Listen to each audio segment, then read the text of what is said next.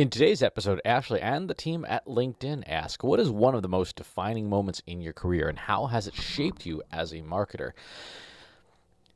If I had to look back over the length of my career and the direction it has been heading over the last 10 years, probably one of the defining moments was August 24th, 2011.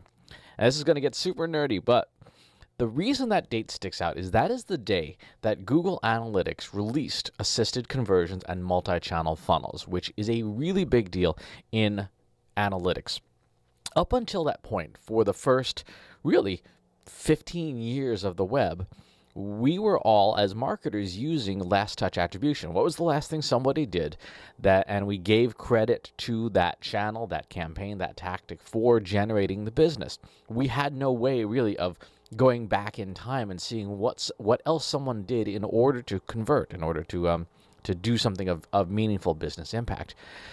On that day, Google pushed out its multi-channel funnels, which allows you to track not only the last thing somebody did, but all the things somebody did leading up to that conversion, which significantly changed the language that we use as marketers about how people convert, about what drives conversion, and how much credit should be given to any one given campaign or tactic or method for generating business.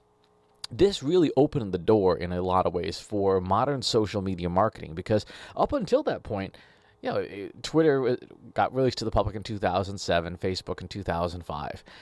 And without that assisted conversion tracking, we know for most businesses, social media is not the last thing somebody does before they make a purchase, right? But especially if it's a complex, big purchase. Not a whole lot of Gulfstream airplanes or $250,000 SaaS software implementations are bought from a tweet. Not a ton of vehicles or real estate are bought from a LinkedIn post.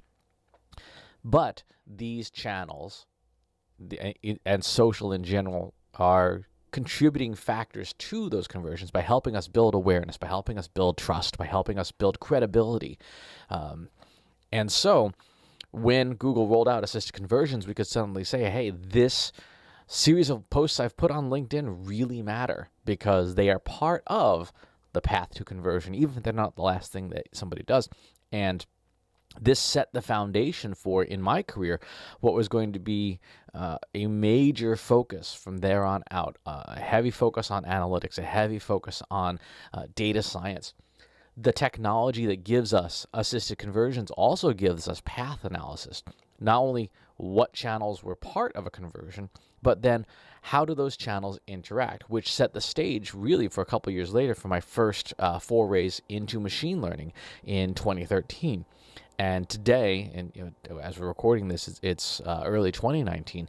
Machine learning and artificial intelligence really are now my specialties within the realm of marketing and marketing data. But without that first glimpse of light about that, there's more to conversion than the last thing somebody did. It would be. I would say it would be difficult for me to be where I am today because that's such a simplistic answer, even though it's mostly wrong. It's just such a simplistic answer that none of us, I think, would have put a whole lot of time or effort into thinking more deeply about all of the ways that somebody can convert, all of the steps within the customer journey. Even modern digital customer journey mapping, the ability for us to use data to map out the customer journey in a data-driven, factual way wouldn't be possible without technology like assisted conversions and multi-channel funnels. It simply would be out of our reach. We would not have that information. Today, we now have tools like Markov chain modeling and gradient boosting and all these fancy machine learning tools that can take that data and exponentially increase its value by seeing exactly what works best. This is especially true when we don't have complete data, but we have enough data to be able to at least begin inferring mathematical relationships between data points. For example, it is somewhat difficult.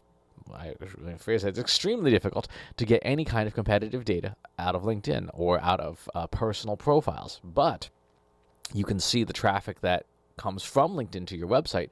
And using multi-channel funnels, using machine learning, using AI, you can infer the value of that traffic and really get a sense of this is something that I should be doing more of or something I should be doing less of. So that moment, August 24th, 2011, the rollout of multi-channel funnels really was a defining moment in my career. So much so I reference it in keynote talks that I do. When I'm talking about attribution analysis, it was a defining moment for me and for the industry overall. And it's one that I'm still surprised when I talk to some marketers and they're not using even the basic built-in feature in Google Analytics, much less what you can do with that data. But at least it's there. At least it's available to all of us. And for those folks who have embraced it, hopefully it has helped your career grow as well. As always, please leave comments in the comment box below. This is actually going to be a 3-part series of questions that Ashley and the LinkedIn team have about career-defining things. So stay tuned for parts 2 and 3 coming soon. Want help solving your company's data, analytics, and digital marketing problems? Visit trustinsights.ai today and let us know how we can help you.